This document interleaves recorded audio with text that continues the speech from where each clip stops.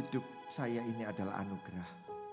Kalau saya bisa hadir di sini, berdiri di depan saudara, itu karena kebaikan Tuhan yang tidak kunjung padam di dalam hidup saya. Terima kasih untuk Pastor David, Pastor Jacqueline Solusi memberi kesempatan kepada saya untuk bisa berdiri di sini. Bagi saya Pastor David, Pastor Jacqueline adalah keluarga, bukan hanya sebagai sahabat, teman, tapi keluarga. Beliau ada bersama dengan saya di saat saya suka, di saat saya duka. Dan itulah saudara-saudara seiman di dalam Kristus. Kita saling mendukung, menguatkan. Saya juga tadi menyaksikan, mendengarkan betapa gereja ini dibangun. Dari mujizat demi mujizat. Dari keadaan yang Tuhan berikan dengan luar biasa sampai akhirnya tempat ini ada. Dan saya selalu mengucap syukur bahwa Tuhan itu sekali-kali tidak pernah meninggalkan anak-anaknya. Tuhan itu setia, saudara. Apa yang akan saya sampaikan ini adalah satu bukti bahwa Tuhan itu sampai hari ini tetap melakukan mujizatnya. Kalau dulu Tuhan mengadakan mujizat, kita dengar Tuhan mengadakan banyak mujizat. Kita percaya bahwa sampai hari ini pun mujizat Tuhan itu tetap ada dan tetap nyata. Saudara, saya dari Surabaya, nama saya Wiranto, marga saya Liao. Saya tinggal besar di Surabaya. Tadi saya ketemu dengan saudara saya Pak Afung yang juga dari Surabaya. Saya digembalakan seperti tadi Bu Jacqueline bilang bahwa saya digembalakan di GSCS Pakuwon Mall. Beberapa saat yang lalu Pastor Michael juga melayani di tempat ini. Senang sekali ada di sini. Salam dari Surabaya untuk Jemaat Reward. Bagi saya saudara, Jemaat Reward selalu ada di dalam hati saya. Saya selalu mengucap syukur setiap kali saya datang di Jakarta. Saya pasti akan menyempatkan datang. Di lantai 27 beberapa saat yang lalu pada waktu doa malam, saya beberapa kali hadir. Memang ini pertama kali saya hadir di lantai 36, tapi suasana penyembahan seperti ini itu yang dikehendaki Tuhan. Setiap minggu hari Sabat, setelah kita 1 minggu full bekerja di dalam aktivitas, hari ini kita memberikan hari-hari dan waktu ini bersama dengan Tuhan. Saya datang bersama dengan istri saya bersyukur. Saya bersyukur punya istri yang selalu mendukung saya.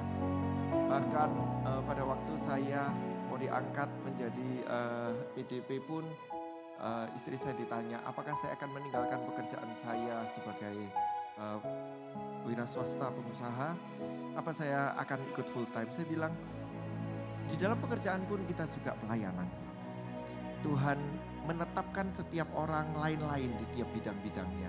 Dan saya bilang, enggak, saya tetap akan menjadi seperti yang Tuhan mau. Tetapi kalau sampai hari ini Tuhan sudah menyertai apapun yang saya lakukan, hari ini saya tidak bisa memberikan lebih daripada hati dan diri saya untuk dipakai Tuhan dengan lebih lagi. Karena itu saya minta sama istri saya untuk mendukung saya. Dan saat ini saya juga sedang mengambil sekolah, saya kepingin memberikan hidup saya. Sehingga pada waktu nanti kita semua menghadap Tuhan. Tuhan mengakui kita sebagai hamba yang baik dan setia. Masuk di dalam perjamuan yang Tuhan akan sediakan untuk kita semua. Saudara, hari ini saya akan mengambil satu tema, Walk with God. Berjalan bersama dengan Tuhan. Mari saudara kita buka firman Tuhan di dalam Markus 4 ayat 35 sampai 41. Markus pasal 4 ayat 35 sampai 41. Saya minta tolong untuk kita baca bergantian. Saya akan bacakan ayat yang ganjil dan saya minta tolong saudara bacakan untuk ayat yang genap. Markus 4 ayat 35, demikian bunyi firman Tuhan. Pada hari itu, waktu hari sudah petang, Yesus berkata kepada mereka, marilah kita bertolak ke seberang. Ayat 36.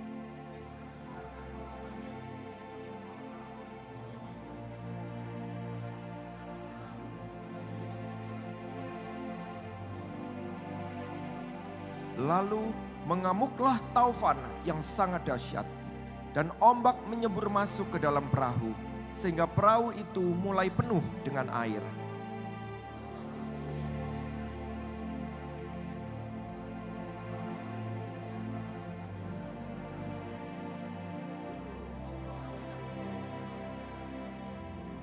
Ia pun bangun menghardik angin itu dan berkata kepada danau itu, "Diam, tenanglah." Lalu angin itu reda dan danau itu menjadi teduh sekali.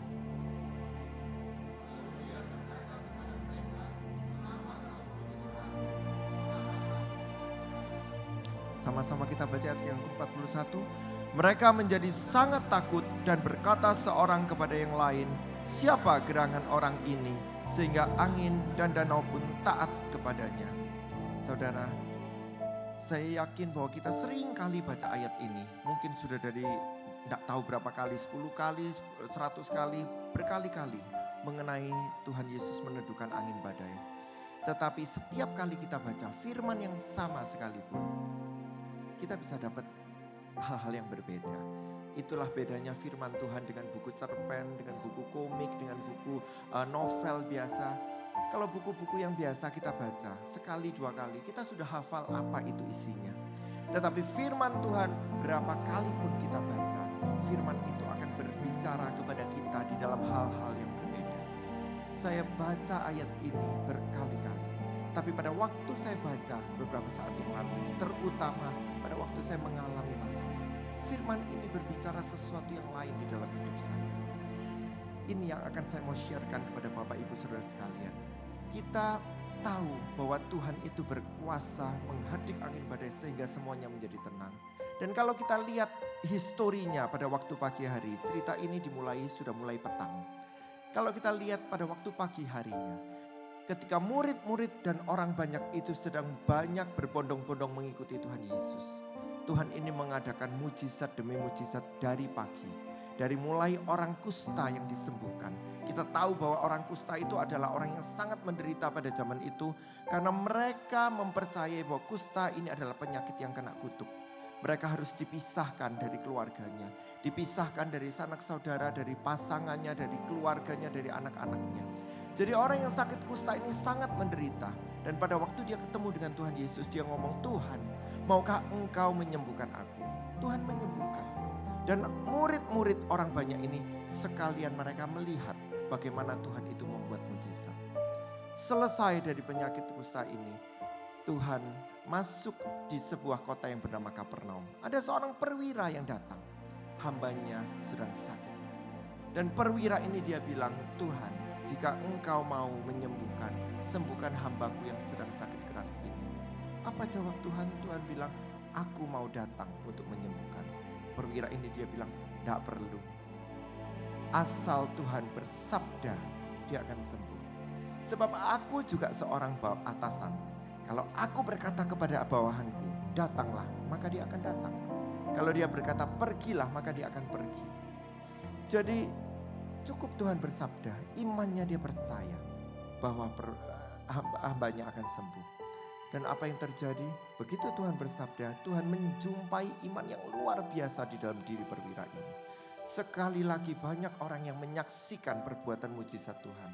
Sampai akhirnya pada waktu petang, Tuhan datang di rumah Petrus, mendapati ibu mertuanya sedang sakit demam, dipegang tangannya sembuh. Kemudian dibawa banyak orang yang sakit kerasukan, Tuhan sembuhkan. Sehari-harian ini saudara, orang-orang banyak dan murid-murid menyaksikan apa yang Tuhan lakukan.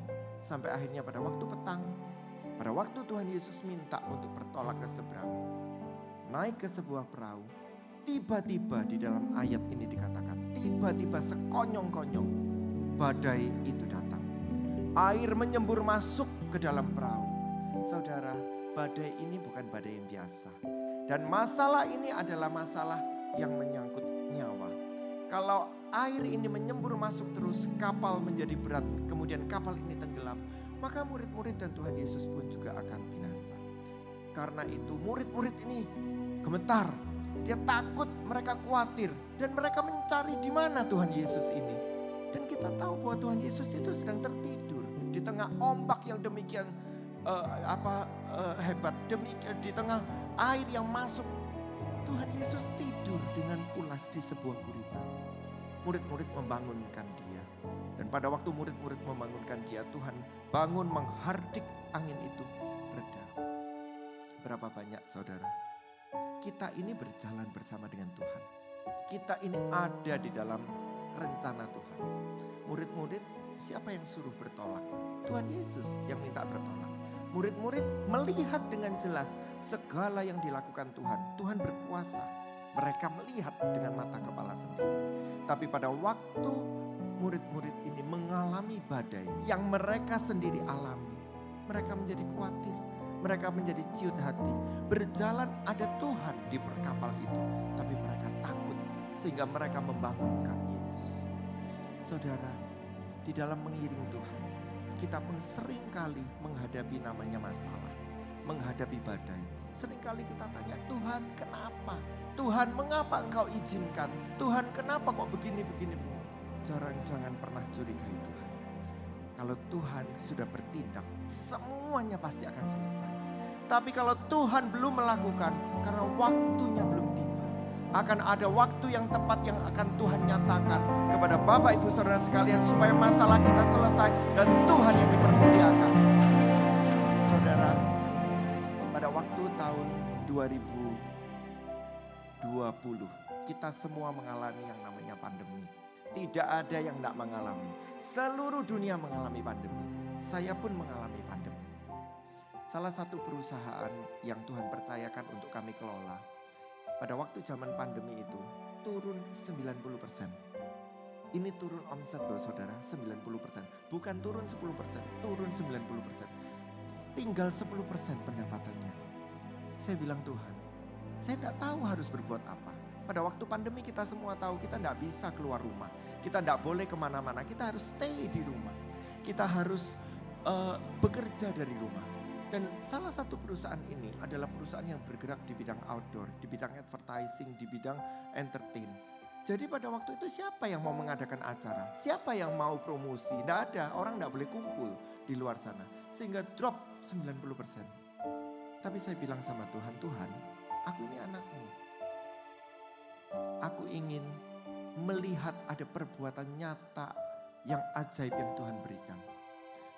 Seluruh dunia boleh mengalami. Tetapi seperti firman Tuhan yang katakan, 1000 orang rebah di sebelah sisi kiri, 10.000 di sebelah kanan. Tetapi itu tidak akan menimpamu. Kita hanya akan melihat dan menontonnya. Karena Tuhan yang akan berperang untuk ganti kita. Saudara, pada saat itu saya duduk di rumah. Saya bilang, saya melakukan bagian saya. Biarkan Tuhan yang melakukan bagiannya. Saya tidak mau mem-PHK karyawan. Saya bilang, Tuhan, kalau karyawan ini saya PHK, mereka juga tidak bisa cari kerja di mana-mana. Orang namanya pandemi, tidak ada yang buka lowongan pekerjaan. Kalau mereka tidak bisa bekerja, mereka tidak bisa menafkahi keluarganya, saya tidak jadi berkat. Padahal panggilan saya salah satunya sebagai pengusaha untuk diberkati dan memberkati, menjadi berkat. Bagaimana saya bisa jadi berkat kalau ternyata keadaan saya sama dengan keadaan di luar sana. Di luar sana gak karu-karuan, mungkin di luar sana juga tutup begini dan begitu. Anak Tuhan gak bisa. Saya ngomong Tuhan, saya menyerahkan. Saudara tahu apa yang terjadi? Saya menjalani hari-hari saya dengan percaya dan dengan bekerja apa yang bisa saya lakukan. Dan luar biasanya, satu perusahaan ini kena 90%. Tuhan buka jalan di perusahaan-perusahaan yang lain. Pada saat itu saudara, pandemi, kalau kita ingat ya, pada waktu pandemi, ada beberapa sektor yang tiba-tiba kebanjiran order. Ada beberapa sektor yang tiba-tiba booming. Salah satu sektornya apa saudara? Masker. Semua orang wajib pakai masker. Dulu masker nggak sampai 1.000 harganya. Pada waktu pandemi saya pernah beli 10.000 harganya. Dan saya beli. Kenapa? Karena saya juga masih takut sama penyakit. Saya juga masih takut sama mati. Jadi saya beli 10.000 masker. Selain masker, apalagi yang naik tiba-tiba? Obat-obatan. Betul ya, pada waktu itu semua vitamin dibeli. Dari vitamin A sampai vitamin Z. Mungkin Bapak Ibu juga berebut sama saya untuk beli vitamin. Saya juga beli vitamin dari A sampai Z. Gak tahu pokoknya dokter ngomong apa, pokoknya ada ahli gizi ngomong apa. Saya beli vitamin mulai dari A, B, C, D, E, F, G sampai Z. Sehari itu saya minum banyak vitamin. Tujuannya supaya imun saya ini kuat dan saya bisa bekerja. Selain daripada obat-obatan, apalagi yang naik? Antiseptik, semprot-semprot. Ya kan? Obat pel, detol semuanya. Saya itu masih ingat sekali, saya pada waktu zaman pandemi, saya mau masuk rumah sendiri, itu seperti saya itu harus lapor kepada penjaga sipil penjara. Kenapa? Karena istri saya itu ketatnya setengah mateng. Saya masuk ke rumah, sepatu, sandal copot di depan. Begitu masuk, saya tidak boleh duduk, tidak boleh toleh-toleh kiri kanan. Harus langsung pandangan satu arah kemana? Kamar mandi. Dan di kamar mandi itulah dari ujung rambut sampai ujung kaki harus dibilas. Selalu, setiap kali saya keluar rumah, selalu itu hukumnya wajib. Jadi kalau saya keluar 5 kali, saya mandi keramas 5 kali. 6 kali mandi keramas 5 kali. Saya sampai bilang sama istri saya, ini lama-lama rambut saya rontok ini, dikeramasi terus gara-gara pandemi. Tapi itu yang terjadi. Pegang barang sedikit disemprot. Pegang ini sedikit disemprot. Lama-lama saya ngomong sama istri saya enggak sakit bukan karena pandemi. Tapi saya sakit karena masuk angin. Karena disemprot terus dari atas sampai bawah. Disemprot terus. Dan kalau semprotan antiseptik itu kan kering. Jadi kulit saya itu jadi kering terus gatel. Kenapa? Karena disemproti terus. Jadi saya pikir saya ini tanaman, pohon-pohonan atau manusia disemprot terus. Pokoknya yang penting saya mesti steril. Nggak boleh kemana-mana. Tapi itulah zaman pandemi. Jadi omset antiseptik, obat pel yang begitu-begitu alkohol naik pesat. Saya mengerjakan kemasan-kemasan mereka. Jadi pada waktu mereka naik pesat, saya pun kebagian order, kebanjiran. Saudara, itu loh Tuhan kita yang hebat. Dan saudara tahu, pada waktu akhir tahun, saya total. Saya tidak berani melihat dan saya tidak berani nuntut apa-apa sama Tuhan. Saya bilang, Tuhan, aku percaya. Sebab aku percaya kepada Tuhan bukan karena melihat tok. Tapi aku percaya karena aku mengalami Tuhan di dalam hidupku. Saudara, akhir tahun 2020. Saya melihat omset saya. Satu perusahaan turun 90%. Yang lain Tuhan pelihara naik totalnya growth. Karena Tuhan itu yang baik. Tuhan yang menyebabkan saya ini tidak mengalami kerugian. 2020, 2021 sampai 2022 mendekati akhir pandemi. Saya bilang sama Tuhan, di masa pandemi, di masa ini susah sekalipun, saya melihat mujizat Tuhan di dalam hidup saya. Sama seperti murid-murid dan orang banyak ini, berjalan bersama dengan Tuhan. Mereka melihat perbuatan Tuhan yang ajaib. Saya melihat perbuatan Tuhan yang ajaib dan saya mengalaminya. Jadi saya ngomong, Tuhan, saya mau menyerahkan hidup saya. Supaya Tuhan itu pakai hidup saya menjadi semakin berkenan di hadapan Tuhan. Saya bilang, saya tidak bisa balas apa-apa. Karena sesungguhnya apa yang saya punyai ini bukan milik saya. Uang berkat dari Tuhan. Kepintaran, kecakapan dari Tuhan. Apapun yang kita miliki, pasangan, rumah, apapun, pekerjaan, status, kedudukan, semua itu dari Tuhan. Jadi saya ini tidak bisa balas dengan apa yang seakan-akan dalam tanda kutip seperti yang saya miliki. Karena saya tidak punya apa-apa. Tapi saya punya hati. Saya punya hati dan saya mau punya hidup. Yang saya mau persembahkan untuk Tuhan. Supaya Tuhan itu dipermuliakan melalui hidup saya. Saudara tahu itu tahun 2022. Kemudian Tuhan buka jalan-jalan pelayanan saya. Saya masih ingat sekali 2022 Desember tanggal 26. Pada waktu Pastor David dan Pastor Jacqueline mau balik dari Surabaya. Karena pada waktu itu ada pelayanan Natal di Surabaya di salah satu gereja. Tanggal 26 saya mengantarkan beliau untuk mau ke airport. Dan pada waktu itu Pastor Jacqueline berkata kepada saya masih ingat sampai hari ini. Saya tidak akan lupa. Pastor Jacqueline bilang, Pak, saya mau sampaikan sesuatu. Mungkin lupa Pastor Jacqueline-nya. Tapi saya ingat, saya mau sampaikan sesuatu. Bapak tangkap ini, terima ini. Biasanya kalau ada hamba Tuhan yang bilang seperti itu, kita segera amin. Kita segera, wah ini kita mau diberkati. Tambah lama tambah kaya, semakin kaya, bahkan bertambah kaya kan gitu ya. Wah sudah berbinar-binar ini hati ini sudah berseri-seri. Apa pastor gini. Tapi apa yang disampaikan oleh Pastor Jacqueline di luar daripada pikiran saya. Beberapa hari yang lalu saya bermimpi. Ada banyak orang, segerombolan besar orang sedang mengejar Bapak. Mereka membawa tombak, mereka membawa pedang, mereka membawa lembing, hendak melukai Bapak dan hendak nusuk, hendak mencelakai. Orang-orang itu demikian banyak dan orang-orang itu lari menuju ke Bapak. Dan pada waktu itu posisi saya katanya ada di atas, ada di seperti mimbar begini, ada di mimbar. Orang-orang itu berlari. Dan pada waktu orang-orang itu berlari hendak mendekati saya, mau melukai saya, mencelakai saya. Di depan itu Tuhan menghadang. Dan Tuhan berkata, aku yang akan berperang untuk kamu. Dan kamu akan diam saja. Pada waktu saya dengar itu saudara, keadaan saya baik-baik saja loh. Saya barusan pelayanan di mana-mana. Maksudnya saya barusan ikut pelayanan Natal kiri kanan 26 Desember. Maunya old and new, maunya perayaan. Saya dapat sesuatu kayak begitu. Kira-kira kalau saudara jadi saya bagaimana saudara? Memang endingnya itu Tuhan yang akan berperang ganti saya dan saya akan diam saja. Memang endingnya seperti itu. Tapi segerombolan orang banyak yang membawa lembing, tombak, pedang yang mau mencelakai saya ini loh yang tidak enak. Mereka berlari hendak mencelakai saya ini tidak enak. Walaupun saya juga posisinya di atas, saya tidak tahu apa yang mau terjadi. Demikian juga dengan Pastor Jacqueline juga tidak tahu apa yang akan terjadi. Tapi saya terima itu. Kalau saya bisa tengking, saya tengking saudara. Saya tidak mau saudara dicelakai. Tapi itu mimpi yang didapatkan. Jadi saya bilang Tuhan saya tidak tahu. Tetapi seperti janji Tuhan. Seperti yang ada di dalam Keluaran bahwa aku yang akan berperang ganti engkau dan kamu akan diam saja.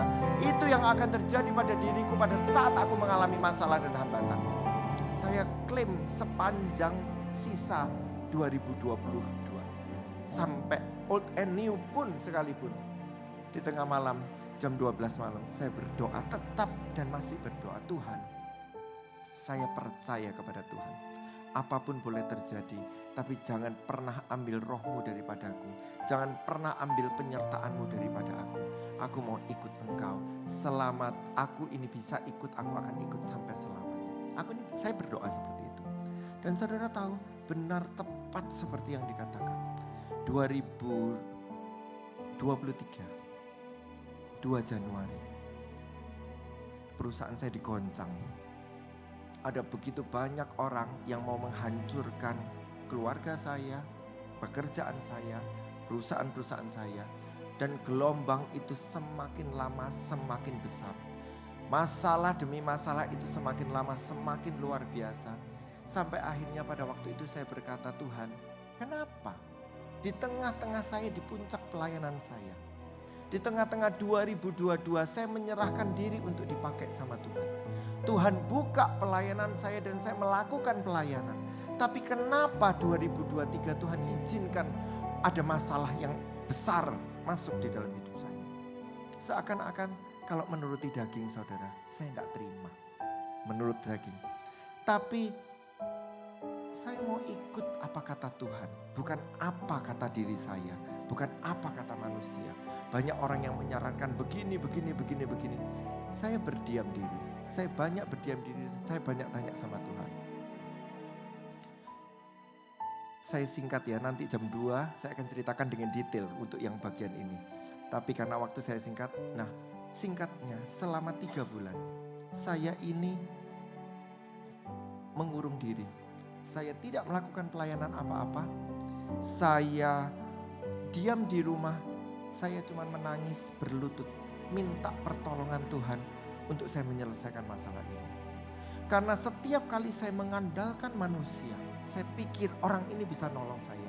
Saya pikir duit saya bisa menolong saya. Saya pikir koneksi saya bisa menolong saya. Semuanya itu gagal. Semuanya tidak bisa. Seakan-akan pintu-pintu itu tertutup terus. 3 bulan saya mengurung diri. Sampai akhirnya pada waktu akhir bulan yang ketiga, istri saya bilang, kalau kamu lama-lama kayak begini, bisa gila. Karena saya di rumah terus, saya tidak berani ketemu orang. Saya takut, karena orang pasti akan tanya, kenapa? Orang itu banyak tanya gini-gini, belum tentu nolong tapi banyak tanyanya. Setelah tanya selesai, apa yang dikatakan? Oh, cuman begitu. Ya gak bisa ngapa-ngapain toh. Oh, Tapi nanti berita itu akan menyebar jadi gosip, berita di mana-mana. Dan itu saya hindari. Sehingga 3 bulan saya tidak berani. Istri saya berkata, kamu harus pelayanan lagi. Kamu harus keluar lagi dari kamarmu, dari rumahmu. Dan kamu mengerjakan apa yang kamu kerjakan. Toh saya masih bisa bekerja untuk hal yang lain. Kenapa saya mesti terpaku, saya mesti stuck, saya mesti berhenti di dalam masalah yang saya hadapi. Keluar kamu. Dia aturkan saya pelayanan pertama saya di akhir bulan Maret 2023. Dan pada waktu saya diaturkan pelayanan, saudara tahu pelayanannya, saya disuruh menyampaikan firman. Temanya mengenai bersukacita. Saya bilang, ini guyon atau bagaimana? Tidak ada dasar sedikit pun bagi saya untuk bersukacita. Masalah saya banyak loh. Tapi saya disuruh menyampaikan bersukacita. Kalau saya menyampaikan bersukacita bukan dari hati, saya munafik. Jadi saya bilang, Tuhan saya tidak mau. Saya bilang, saya tidak mau firman. Kemudian panitia bilang, kalau tidak mau, tidak apa-apa, tidak ada firman. Jadi di panti jompo itu, ya sudah, cuman main, game, nyanyi-nyanyi, kasih makan, pulang, tidak ada firman. Ya sudah, biar ngomong saya tidak bisa sharing pada waktu itu. Tapi saya paksakan diri untuk datang. Saudara tahu, pada waktu saya datang, di panti itu ada panti jompo, ada orang tua, ada anak-anak kecil, anak-anak terlantar, anak-anak keterbelakangan mental, dan ada anak-anak cacat. Pada waktu saya datang di situ, saya mingle sama mereka, saya melayani mereka. Pada waktu itu pujian dinaikkan. Saya masih ingat lagu Sentuh Hatiku. Ada satu anak cacat, tidak bisa ngomong.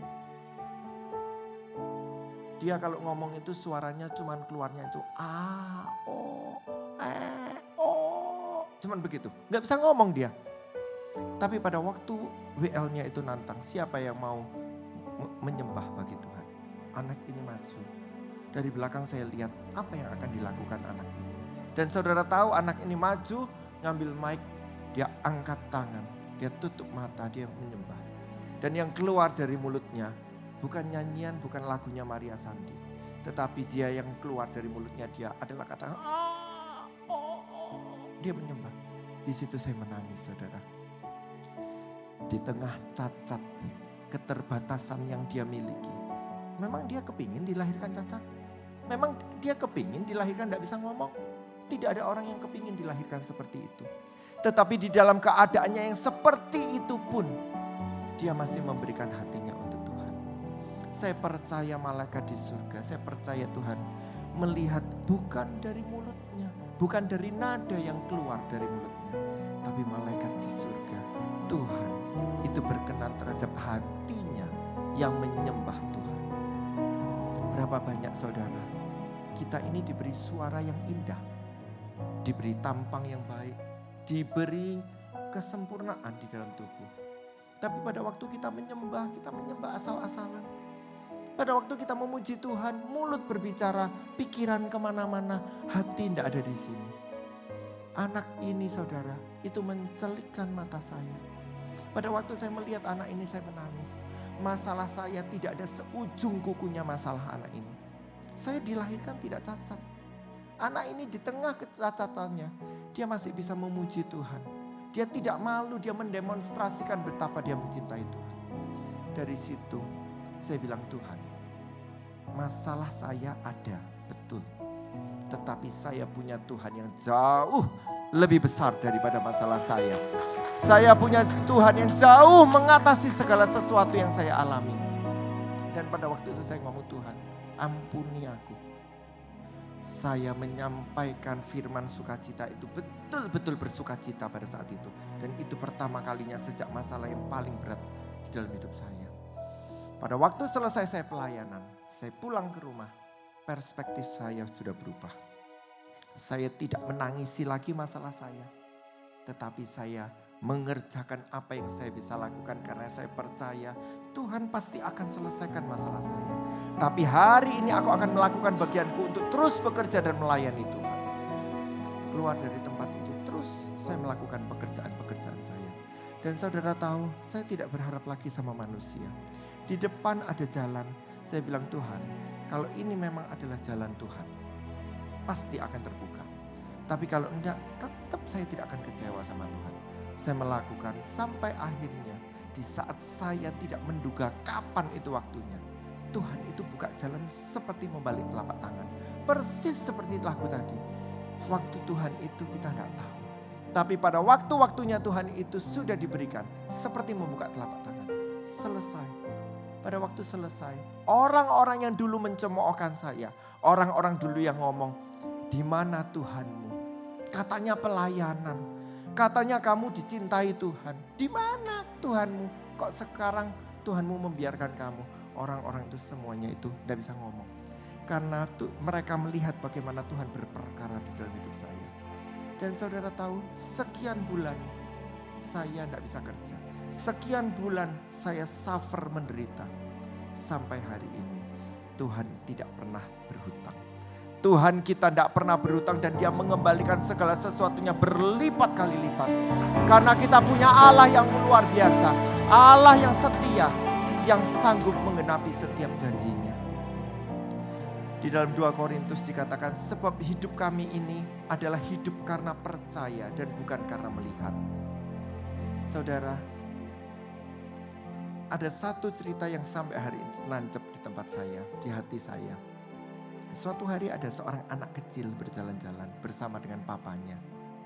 Pada waktu dia itu berjalan-jalan di tepi pantai. Pantai ini sedang sepoi-sepoi, teduh, enak. Anak kecil ini berjalan-jalan, mereka senang. Dan mereka lihat di belakang ada 4 jejak kaki. 2 kaki kecil anak ini dan 2 kaki yang lebih besar, kaki papanya. Pada waktu berjalan terus, anak ini melompat-lompat di hari yang gembira. Tapi tiba-tiba langit ini mulai mendung. Angin mulai kencang, ombak mulai tinggi. Anak ini menggenggam erat, semakin erat tangan bapaknya. Dan kemudian dia bilang, "Bapak, jangan tinggalkan aku." Dia berjalan dengan ketakutan. Tapi angin ini tidak kunjung berhenti. Semakin kencang, ombak semakin deras, langit semakin hitam. Dan pada waktu betul-betul keadaan dia takut sekali. Dia lihat ke belakang. Apa yang dia lihat? Jejak kaki itu tinggal 2.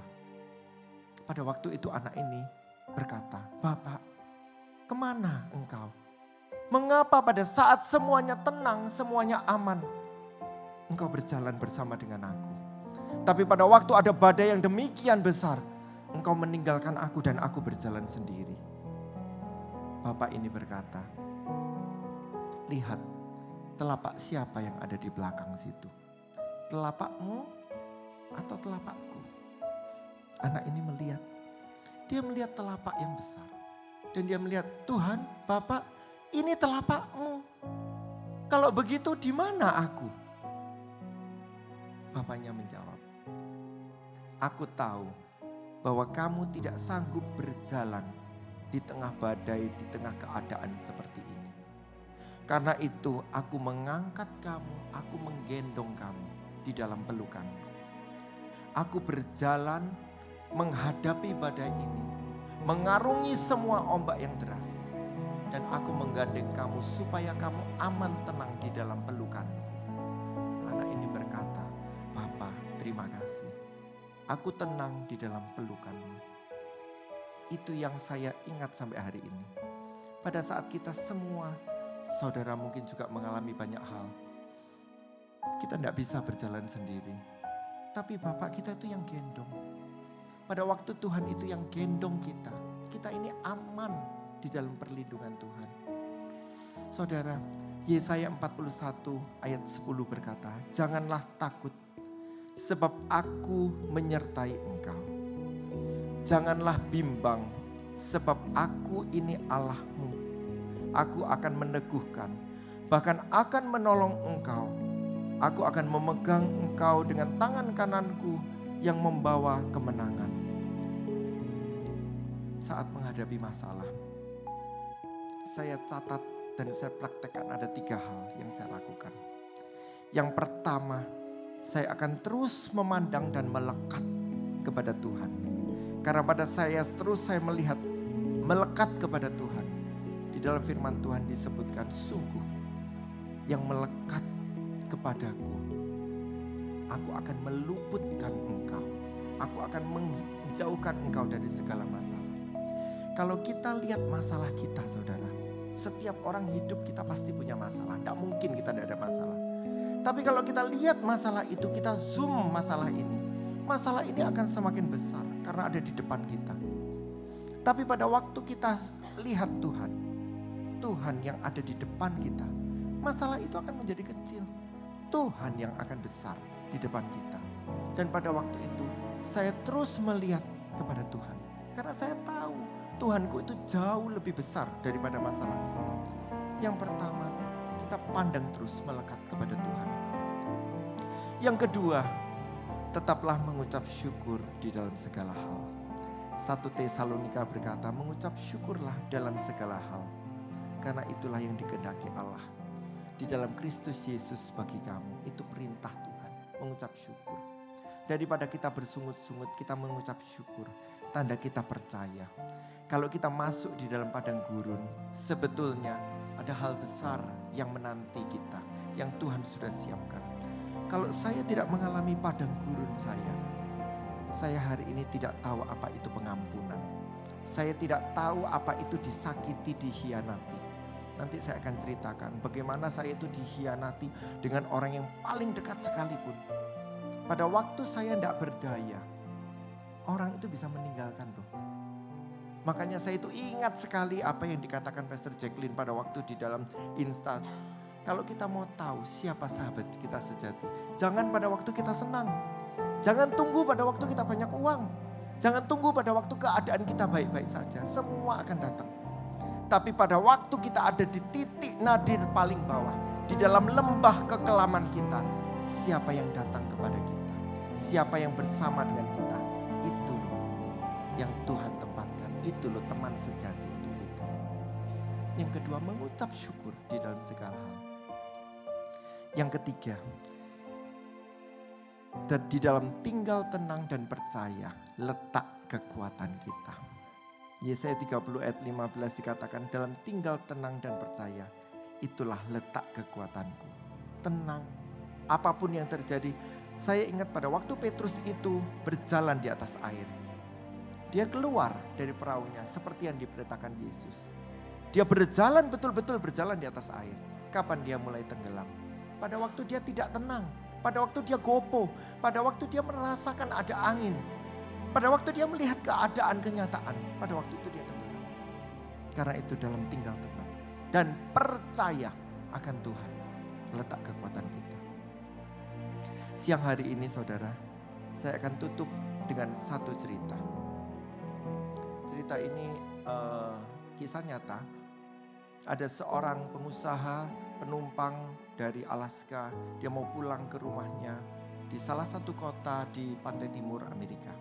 Dia menggunakan pesawat Cessna 208, pesawat kecil. Pada waktu dia naik pesawat ini, tidak lama, 10-15 menit pesawat ini take off. Di atas ketinggian kira-kira 12.000 kaki. Tiba-tiba ada badai. Tiba-tiba pilotnya ini mengalami serangan penyumbatan pembuluh darah, pingsan. Pada waktu pingsan, pesawat ini oleng. Sudah ada badai, kemudian pilotnya pingsan, ini goyang. Pada waktu goyang, si penumpang ini yang namanya Darren Harrison, dia cepat ambil alih kemudi pesawat ini. Dia ambil alih kemudi ini, kemudian dia ambil kontrol radionya. Dia teriak sekencang-kencangnya berkali-kali. Dia bilang Mayday, Mayday, Mayday. Dia teriak berkali-kali supaya ada air traffic controller di port terdekat yang dengar suaranya dia. Setelah sekian lama dia berteriak-teriak, ada suara dari balik sana. Apa yang terjadi? Dia bilang ini pesawat sudah goncang, pilotnya pingsan. Saya tidak tahu bagaimana saya harus mengendarai pesawat ini. Karena saya memang bukan pilot. Suara yang di sana dia bilang, tenang, kamu akan saya pandu untuk mendaratkan pesawat ini secara darurat. Tapi satu syaratnya, kamu tidak boleh toleh kiri, toleh kanan, tidak boleh melihat ke kaca. Kamu hanya dengar suaraku. Karena di depanmu akan ada badai. Di depanmu akan ada gunung. Kamu hanya dengar suaraku. Kalau aku perintahkan kamu ke kanan, ke kiri, kamu ikut sesuai dengan koordinat yang aku perintahkan, maka kamu akan aman. Harrison bilang, ya, aku akan lakukan. Dia mengendarai, kemudian dia dengar suara ini. Goncangan demi goncangan, ada gunung, dia tetap seperti yang diperintahkan. Tidak lama kemudian, pesawat ini berhasil mendarat darurat di Palm Beach International Airport di Florida. Pada waktu turun, evakuasi, semua tenaga medis datang dan Harrison ini dibawa ke hotel untuk istirahat. Pilotnya Ken Allen ini dibawa ke rumah sakit untuk dioperasi. Selamat, tidak ada yang mati. Tetapi Harrison ini takut. Harrison ini masih agak trauma, tapi dia udah selamat. Di hotel pada waktu dia mau istirahat, malam-malam tiba-tiba ada ketukan yang keras. Ketuk. Dia buka pintunya ini. Pada waktu dia buka, ada seorang lelaki berdiri di depan dia. Dan dia berkata, aku adalah suara yang menuntun kamu di atas pesawat. Selamat datang. Karena kamu akhirnya selamat, karena kamu menuruti segala perintah yang aku katakan kepadamu. Kamu tidak bisa melihat aku, tapi aku bisa melihat kamu. Dan kamu mendengar suaraku. Pernah ada kejadian serupa dan meninggal. Hancur, terbakar. Karena yang mengemudikan ini, dia terus melihat ke kanan ke kiri. Dia terus tidak bisa tenang. Aku ngomong apa, dia tidak bisa dengar. Tapi kamu lain. Kamu bisa tenang, bisa mengendalikan, dan akhirnya kamu selamat. Dipeluk, dia bilang terima kasih. Karena aku mendengar suaramu, aku selamat. Saudara, akan ada saatnya nanti. Kita ini akan ketemu dengan yang akan memberikan suara di dalam hidup kita. Akan ada saatnya nanti. Kita akan bertemu muka, kita akan memeluk dia dan dia akan memeluk kita. Dan berkata, baik sekali perbuatanmu itu, hai hambaku yang baik dan setia. Masuklah di dalam perjamuan yang sudah kuadakan bagimu. Itulah Tuhan. Di dalam hidup kita ini kita akan menghadapi badai. Kita akan menghadapi banyak tantangan masalah. Tetapi kalau kita dengar terus apa yang Tuhan mau. Tuhan mengarahkan kita dan kita berjalan. Akan ada ujungnya. Di mana kita akan mendeklarasikan Roma 8 ayat 28. Bahwa Allah turut bekerja di dalam segala sesuatu untuk mendatangkan kebaikan bagi mereka yang mengasihi Dia. Yaitu bagi mereka yang terpanggil sesuai dengan rencana Allah. Dan kita percaya bahwa Tuhan tidak pernah memberikan rancangan kecelakaan. Tetapi rancangannya selalu adalah rancangan damai sejahtera yang memberikan kepada kita hari depan yang penuh dengan harapan. Quote terakhir, jika Tuhan yang menjadi andalan kita, tidak ada masalah yang tidak bisa diatasi. Saya minta tolong Rin. Sudah selesai. Saudara, ada satu lagu yang diciptakan oleh Ibu Jacqueline. Lagu ini memberkati saya. Pada waktu saya ini galau, pada waktu saya ini betul-betul bimbang. Saya sangat terberkati dengan lagu ini. Kata-katanya bagus. Dan tiap kali saya merenung, tadi dinyanyikan. Saya sebetulnya requestnya minta di akhir, tapi tadi sudah dinyanyikan. Jadi saya menangis saudara. Karena lagu ini begitu masuk di dalam hati saya. Dan lagu ini yang menghibur saya. Lagu ini yang Bapak.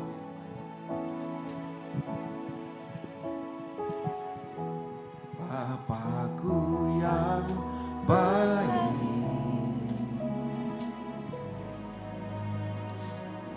Kau sangat ku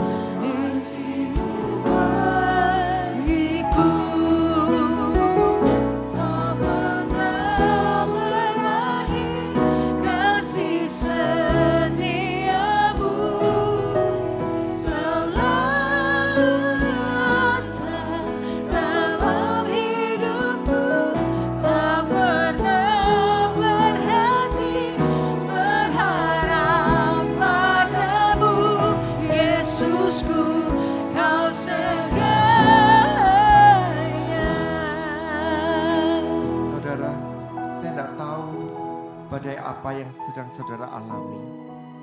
Mungkin sakit penyakit, mungkin pekerjaan, mungkin ekonomi, mungkin keluarga. Tapi hari ini biarlah kita boleh mendeklarasikan bahwa kita punya Bapa yang baik. Engkau Tuhan yang tidak pernah sekali-kali meninggalkan kami. Dan kita ini aman di dalam gendongan pelukan Tuhan.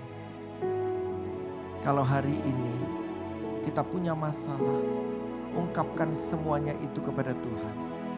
Karena kita percaya bahwa Tuhan itu tidak pernah mengabaikan kita. Setiap air mata yang kita tumpahkan, Tuhan itu tampung di dalam kirbat-Nya. Tangan Tuhan tidak pernah kurang panjang untuk menolong kita. Telinganya tidak pernah kurang tajam untuk mendengar seruan doa kita. Hanya yang memisahkan adalah dosa kita. Kalau ada dosa di antara kita, kita minta ampun sama Tuhan. Dan biarlah Tuhan yang Maha Pengasih, Maha Pengampun itu memberikan perlindungan dan penyertaan-Nya di dalam hidup kita. Jangan pernah mencurigai Tuhan. Jangan pernah kita mengolok-olok. Jangan pernah mencari bantuan, mencari jalan, mencari cara yang Tuhan tidak berkenan. Tetapi biarlah hari ini kita berkata bahwa kita mempunyai Bapa yang baik. Kita mencintai Tuhan. Dan sampai selama-lamanya kasih setia Tuhan itu tidak akan pernah berubah di dalam hidup kita. Karena tidak pernah berakhir setiap kasih setianya di dalam hidup kita. Selalu nyata di dalam hidup kita. Tak pernah berakhir.